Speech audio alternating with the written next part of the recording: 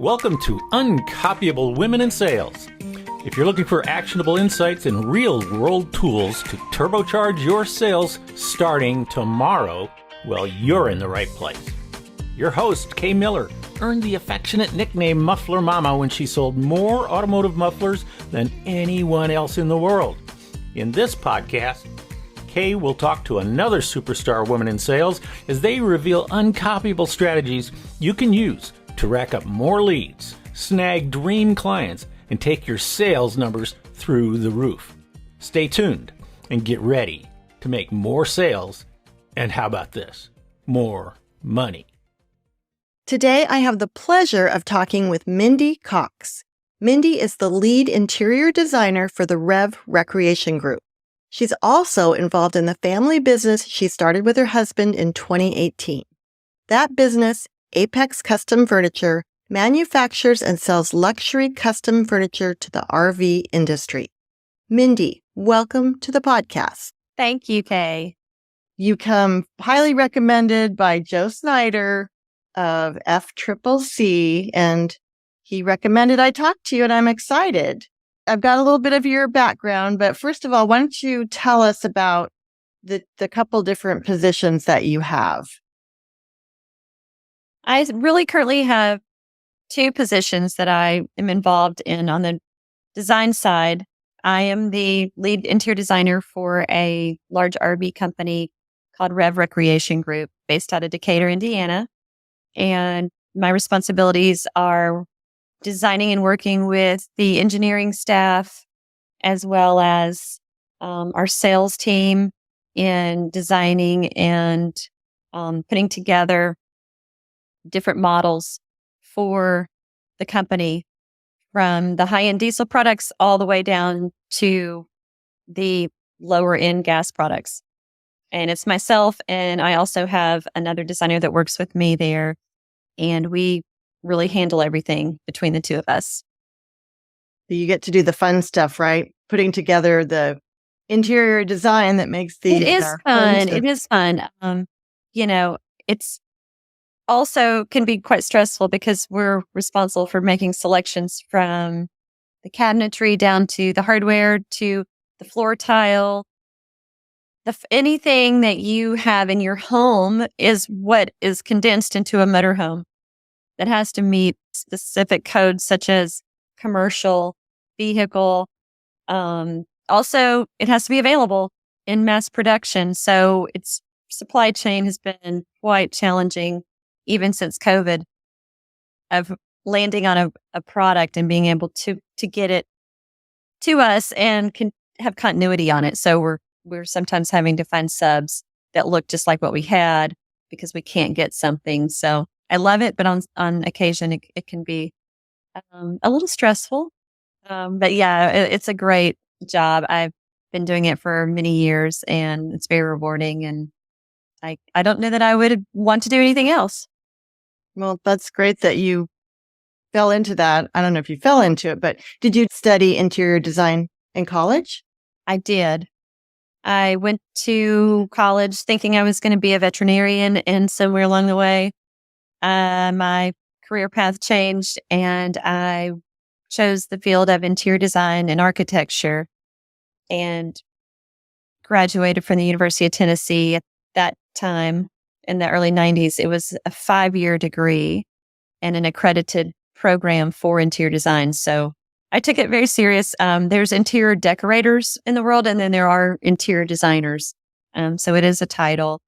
And I had no idea I was going to be designing RVs, but that's kind of another story. So I ended up going to work for a corporate firm, and we had a great customer come in, and he became my client, and he was a high-end dealer in the area where I lived. And I started designing motorhomes for his company, his dealership, $1 million plus motorhomes for Dolly Parton and some of the, NASCAR drivers. And they were, the highest end motorhomes you could design. So I started at the very top. Dolly Parton, how fun would that be? Yeah. I love her. Back in the day, I didn't realize who really like. I knew that she was Dolly Parton, but now 30 years later, I know. it's like, holy cow, like she is someone that everyone just looks up to and admires.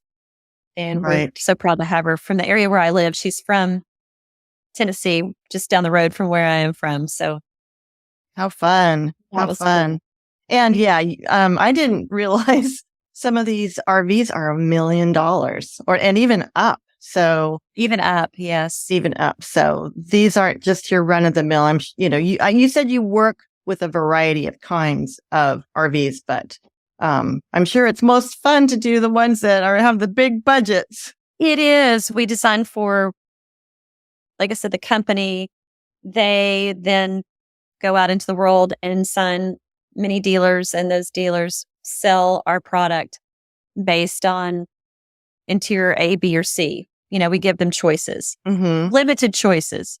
We are not in a custom situation with everything we sell. We are a manufacturer, and we retail. We sell to dealerships, and then they sell to the people in the world that want to go RVing. So right.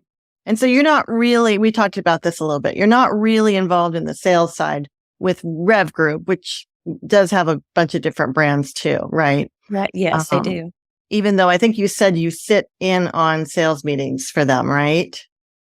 I do, because I always, err on the side of sales, because without them, we wouldn't have a company. I mean, it all boils down to selling. And when I'm planning my interiors, I'm thinking about the end user. And in turn, that's really selling. Right. Because, you want to check the box for those people that are out there shopping and looking for, just like buying a home. Is the floor plan right?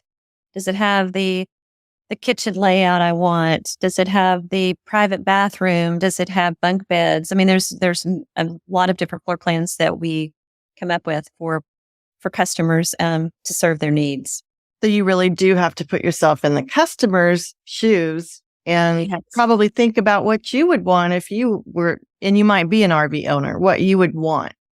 Correct. So help them make that decision. Customer feedback is extremely important. I do attend the majority of the bigger RV shows.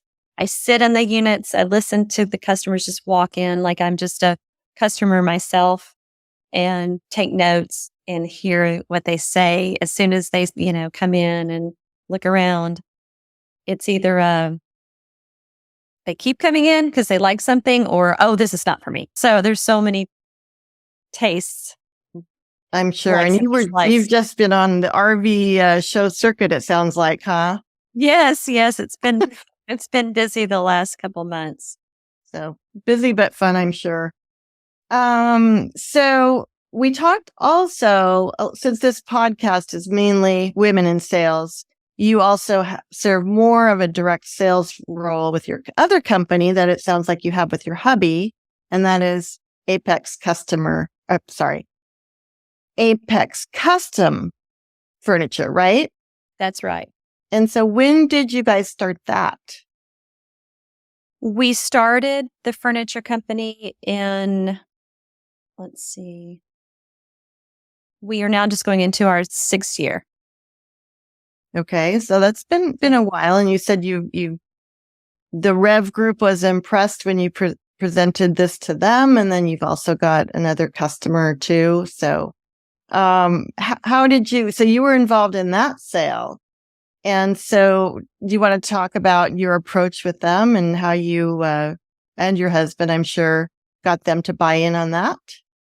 Yeah, it's pretty awesome, actually. Just with your years of experience, and I'm not saying everyone has to be, I'm currently in my mid-50s, so I feel like over my career, I've listened a lot, and I found there was a need out there for furniture and RVs being more like what you have in your home, more stylish, more comfortable. It didn't have to look like a park bench. It didn't have to sit uncomfortable. It was, just something that I kept finding the backs were too low. And even though I would work with my suppliers to design the right pieces, they couldn't listen to what the design, intent was. So I approached my husband. He and his family have been in family retail furniture business for 40 plus years and have, 2 stores here in our area, and always going to the furniture markets. And I would go to and just see things that I thought, oh my gosh, that would look so beautiful in what I'm designing. We should start designing RV furniture. And he, kind of laughed at me and said, I don't know about that. And of course, I was pretty persistent in selling him on the idea. So we started talking about it, and we actually said, let's see what we can come up with. And my son is involved, my husband, my daughter, myself. Like, it's a family business on the Apex side. They also have their own careers as well, but they help us every day, and it's great. We came up with a name, Apex. They love to play golf. It's the highest point of a golf ball, and we wanted interesting. And you're a golfer too, it sounds like, right? Yeah, we wanted to go, to the top of what we wanted to do. We didn't want to be everything to everybody. So we took my background and experience. There's a lot to RVs. There's a lot of components, slide boxes, a lot of different things that you can't just take a sofa out of your home and put in there. So we started out with one sofa. We took it up to the sales team and presented it and let everybody give us their feedback, and it was all positive. So from there, we said, okay, we're going to do this. So we were able to land our first order, and we just all went ballistic when we got an order for, I think it was maybe like $3,000 or $4,000 or something in the beginning. And it's a beginning, and we created our own processes, and I kind of let them take the business side. I still am very involved in the design side of it. So I have to separate what I do with Rev Group as a designer, but also am a supplier. So I have to be careful and not cross that line, which is, it's good to know all, but sometimes I'm very passionate about the furniture side because it's ours. And I just want it to always be the best. And so, yeah, it's been great. We've expanded, and from there, we have signed another great customer. They are very, very well recognized in the industry. So we have kind of become a boutique brand of furniture. There's a lot of commodity type furniture out there, but we pride ourselves on custom furniture made in East Tennessee. We have a plant of workers. Everything is sourced domestically, and we are very proud of those folks that help us get That's awesome. Right product, to the and at the end of the day, the end user is extremely excited about what we do. We get a lot of calls and submissions. We just started a website last year, and we have an area where people, if interested, can put in their name, and we can reach out to them and contact them directly. So that's kind of direct sales, more them seeking us rather than us seeking them. Right. And I really like the fact that you came up with this idea because you saw something that was lacking. And like you said, something you're very passionate about besides veterinary. Yeah, that was, I love 3 dogs animals, too. love horses. Growing up, I always was around the barn and doing stuff with my family in the horse riding. And I just knew I was going to be a veterinarian, but, went a different path, to say the least. Right. Well, I'm jealous of your 3 dogs. We used to have 2 dogs, but right now we're petless, which is kind of sad. Right. Nobody's happy to see us come home. I know. Isn't that a great feeling when you've been gone and you pull in and they come flying to the car? Yes, right. My husband's just standing there shaking his head like, they've missed you. That's right. That's right. So with your Apex furniture business, then, like you said, most of the prospects that you get are incoming then from, is it basically your website then? Or probably word of mouth too? Yes. Or some of our dealers, they pass our information on to customers that want to make some changes after the purchase. And they have reached out. Hi, we just bought this beautiful motorhome, but we want a theater sofa. We want something that's more reclining so we can watch the big TV across. So we will work with those guys individually. And that's where we get them. And I get involved in speaking to those customers just directly. They have shown interest in it, and I need to sell them on what particular piece that they want, where it's going to fit, sell them on the features, because it's not cheap furniture. It's expensive. RVs are not cheap. They are a luxury item for people. And the product that we sell is not something that you could find at West Elm or, Costco. So, I mean, they're investing in something that they are hopefully going to love, and it's going to be life-changing. Our tagline, I think, is take the comfort of furniture of your home with you on the road. So you should feel like you're in a luxury home when you're in your luxury RV. Today's podcast is sponsored by the acclaimed book, Uncopyable Sales Secrets, How to Create an Unfair Advantage and Outsell Your Competition by Kay Miller. Put the secrets in this book to work, and you'll make more sales, grow your network, and become a top earner. See the show notes or go to Amazon.com and search for Uncopyable Sales Secrets to order the book right now. They're spending a lot of time lounging on the furniture, watching TV at night, or sitting at the dinette, playing cards or eating. Or so when you're in the RV, you got to think about the activities that take place there. So that's something that you talk customers through to help them decide, imagining different scenarios. I know you're very passionate about this. How do you present that to customers so that they decide to buy or how you recommend things? Yeah, you want to have them imagine, use it. What are they going to be doing? Like, have them think about after they might grill out underneath the awning and they come in for the evening and they want to watch a football game or a movie. Is it just the two of them? Is it a family of four? Is it their dog? They want to sit up on the sofa. I mean, there's a lot of things. So it's more of a interview with, tell me a little bit about you and your situation. How many are there? Are you full-timers? Are you weekenders? There's just a criteria that I kind of go through to get an idea for what they probably need. And I think that's important. Right. And I know you said that they are. One of your skills and one of the things that's made you so successful is your listening. But of course, you have to get them talking first. So yeah, tell me a little bit about what you asked. Tell me just a little background. Are you new to the industry? Have you been RVers before? What have you experienced with what you currently have that you like or dislike? I mean, and let them fill you in on what it's all about, what you can provide them. And I'm assuming that sometimes you present things they had never thought of, that they don't always know exactly what they want or what will give them the end result that they want.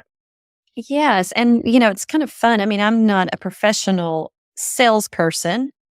I try to sell the product that I believe in and I know will be great for them. And maybe one particular customer doesn't have to have all the what I call bells and whistles on their sofa. But if I know I'm talking to someone that is in a very high-end luxury $1 million motorhome, I really offer them all the components, the versatile it's the icing on the cake type stuff that they are like, yeah, I like it. I want it, And it kind of depends too on the segment of the motorhome they own. I've noticed if they're in a $1 million motorhome, price is honestly not a big deal.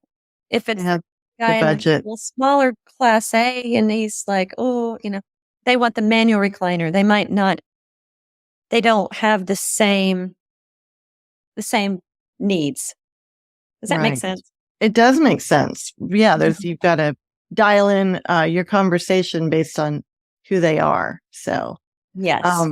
so do you actually get to the point of, do you make a recommendation at the end, or how do you turn this into an actual sale?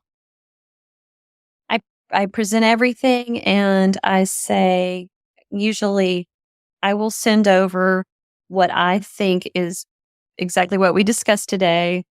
And I call that a sales order. And you go over it.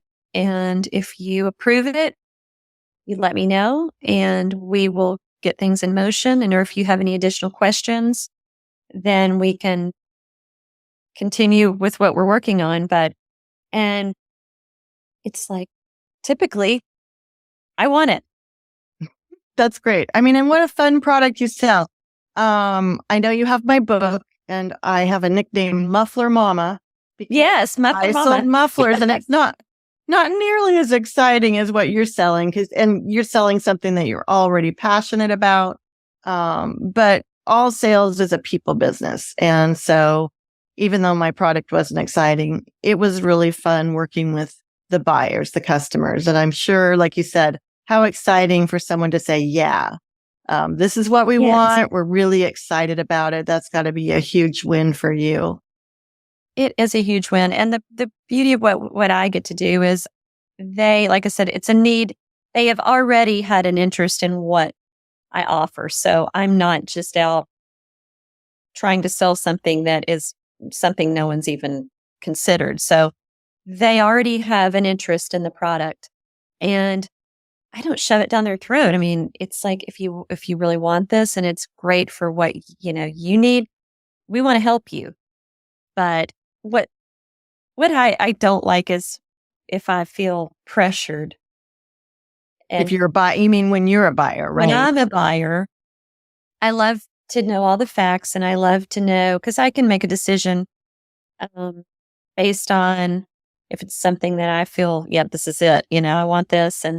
And I just hate when someone continually is hounding me about buying something. Like, it's almost a little bit of a turnoff in a way. Oh, a huge turnoff. Yeah, I know. And I think in sales, there's a fine line between being a really great salesperson and wanting to work with your customer, or just being a little over aggressive. And it's kind of something that would make me run away. Right. And I think a lot of salespeople, it's like they're wearing their sales hat. And then when they're a buyer, they're wearing a buyer's hat. And like you said, no one likes to be, sold to in an aggressive way. That's not good for either side. When you're talking to somebody, then do you follow up with them if they don't get back to you? Or I typically give them enough time, and yes, and then after a certain period of time, I might just drop an email or a text message even. Hi, it's Mindy. We spoke a couple weeks ago. I just wanted to touch base and make sure you didn't have any further questions. And let me know if you have any needs, and if not, thank you for your submission. We appreciate you checking in with us. And again, that just is like a friendly reminder. Oh yeah, we are interested. We just had family come in and we've took a trip, or something has happened. It's not like you have to have your order in by today or you're done, so it's just a good way to be able to reach out. I do think follow-up is important. And we also let our customers know when they do send in a submission, allow us 2 to 3 days to get back. We're not a switchboard operator sitting on the end of a phone answering calls, every day like that. We're more of a family business. We want to make sure we get with you, but we're not going to like immediately call back in 30 seconds. And Amazon has been a real problem, I think, for people expect such quick turnaround. I know we're in the, the immediate gratification world, I guess, which is tough. But, like you said, you're a boutique company, and it sounds like you give really personal service. And I mean, you do have that advantage that people that are contacting you are highly qualified. So absolutely. I'm sure your closing rate is very high. Yes, it is. And I've never realized if you just are very specific in what you offer, we have engineers, can you give me the specifics of the dimensions, how it's made? Like we have all of that information. And we just offer it to them, and it's usually, pretty simple. I mean, they know what they want. We also, one thing I do want to point out is I have realized that don't overpromise and underdeliver, because it's best to allow yourself a little bit of room in saying, we would realize this is all custom for you. We have to order in your materials, and it's 6 weeks or 8 weeks or 12 weeks, whatever it is. And if you tell them anything before that, they are calling the day that it's to be there. And right. It's always better to surprise them by being early, right? Yes. So always just allow, don't overpromise and underdeliver. So make sure that, if you send it early, they are even more pleased. The expectation was met and then some. Exceeded. That's some great advice. I love that. Do you use a CRM or any type of tool for follow-up, or just use your calendar? We just use our calendar, and we handwrite thank you notes too, which is very important, I think, just to get we have really nice stationery, and I kind of feel like just a personal little message. Jim and Kay just wanted to drop a message and say, we hope you've enjoyed your furniture, and if you ever need anything, and that seems to go a long way. I'm sure it does. And that definitely makes you stand out. When we talk about being unique and uncopyable, I think that was more common in the past for people to write thank you notes. And now I'm sure it really stands out.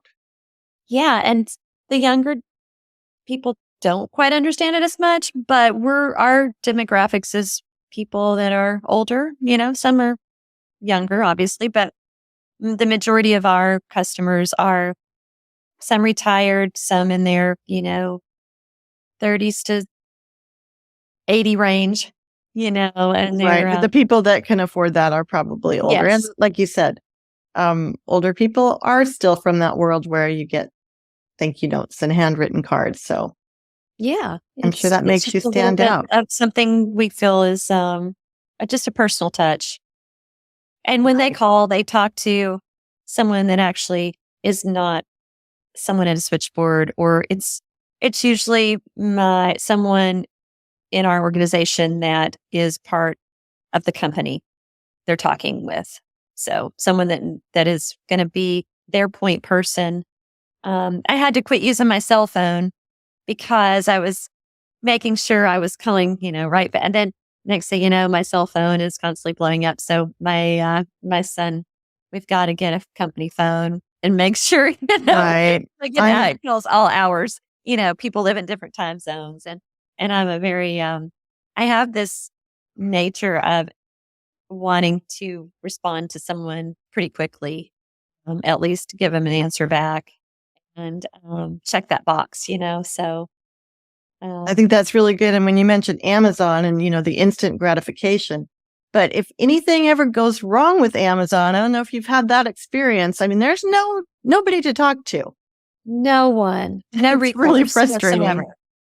And then I go to my UPS store, and there's piles to the returns. Ceiling of everybody bringing stuff back, I know, and they encourage you to do that. So this is a totally, obviously different sale, or kind of sale, yeah. Kind of relationship, everything's different. But like I said, I've gotten so frustrated with Amazon sometimes. Me too. I barely use it unless I absolutely do. I know. Support local business, right? Yes. And I'm in touch, being in design, I love to feel things, look at things in person, touch, very, very much that way. I don't shop online for clothing. I don't know. It just doesn't ever fit me like it fits the picture when I see it. Well, yeah. It's hard to look at yourself in something after you've seen it on the model. Yes. Yes. Like, wait. So that fits with what you do. And like I said, your interior design, I'm sure you're very visual in general. So, what you've given some great advice. I love the sending the cards. I love the way that you really explain how these, features will not only become benefits, but how they'll fit into, the customer's lifestyle. And then you said something else really brilliant, but it escapes me at the moment. So, thinking about the women and men that are listening to this podcast, what kind of advice would you give them? And besides the nuggets that you've already given, what would you say to other salespeople? I would say that relationships and just being able to listen more than you talk is important. My husband always tells my daughter, she's in sales now and she's really doing great. She's Yeah, you said she's killing it. She is killing it. And she tells me all the time, she has such enthusiasm about her clients. And, oh, I met such and such today and what they do and how impressed she is she has small business. And so there's a lot of cool stories. She's very passionate. I think passion is a key in what you do. If you don't love what you do, it's going to show. It shows, right. And like I said, even if your product isn't something that you're in love with, you're still working with people. You're helping them either improve their life or improve their business. So I do think enthusiasm is contagious. And it is. Positive enthusiasm is so contagious. And, if you hear the word no, it's sometimes, gives you a little bit more gumption to kind of go after them a little bit more and say, tell me why no? Like, what do you mean? What have you heard? Really understand if you're faced with someone that's not interested, they've just probably been approached in a not so great way. So maybe you can have them open their eyes to a new idea.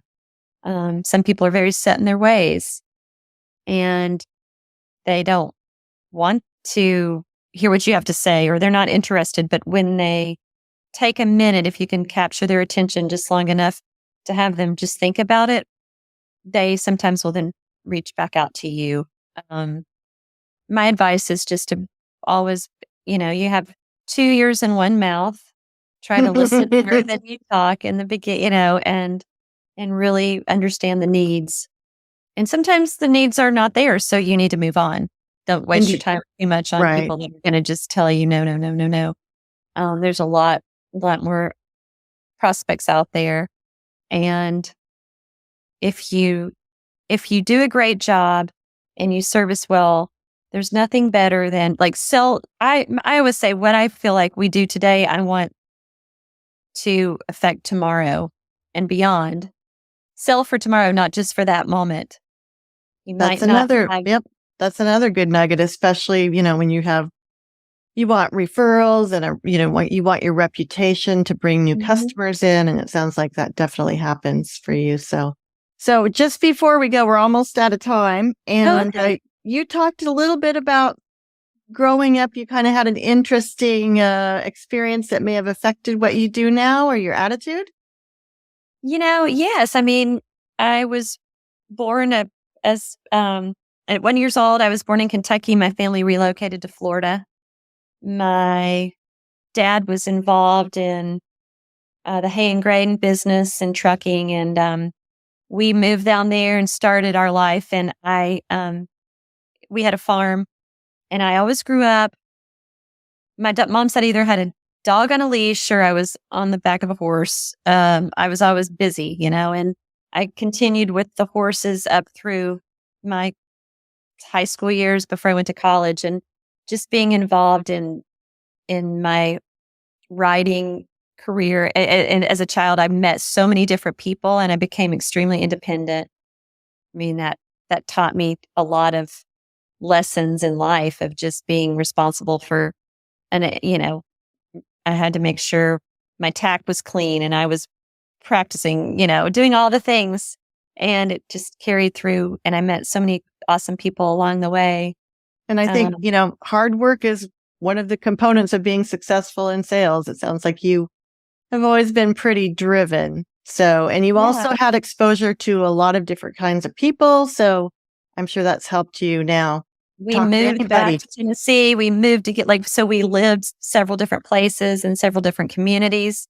And we went from a very busy city to a very small rural town. And I walked into the high school and there was 100 people in my class. And it was just, so I had to figure out how I was going to fit in. And I was perceived as, the new girl. And that was interesting, but I made some really great friends there and moved on. I mean, it's just that seems like it also builds that resilience. You can deal with a situation that's new or disappointing. So yes, it does. I work with the guys that are the executives in our company at the Revs Group down to the guys out on the line installing the furniture. And it's just, there's so many. We had a talk in our sales call yesterday, those unsung heroes that don't get recognized so much, but it takes a village of people working together to be successful. Right. And those people are, really in the grand scheme of things, just as important. Like you said, even right. The guys behind the sell that create all the products that you sell, they're very important. So yeah, it's been great talking with you. You're obviously very passionate about what you do. And like I said, you had some great nuggets that I think people will really benefit from. So thank you so much for spending the time with me. I appreciate it. It's an honor. I'm so happy that I got to actually talk with you. I've heard so many amazing things about you as well from Joe and some. Oh, that's nice to hear. Yeah. So I'll put your information in the show notes in case someone wants to get in touch with you or one of your companies. So thanks again. I appreciate it a lot. Enjoyed it so much. Thanks for listening to this episode of Uncopyable Women in Sales, your source for secrets you can use to make more sales. Check the show notes for links and contact information. And if you enjoyed the podcast, please spread the word by subscribing, sharing, and leaving a 5-star review. You can always learn more by going to uncopyablesales.com/podcast. Until next time, go out and supercharge your sales like a true uncopyable rock star.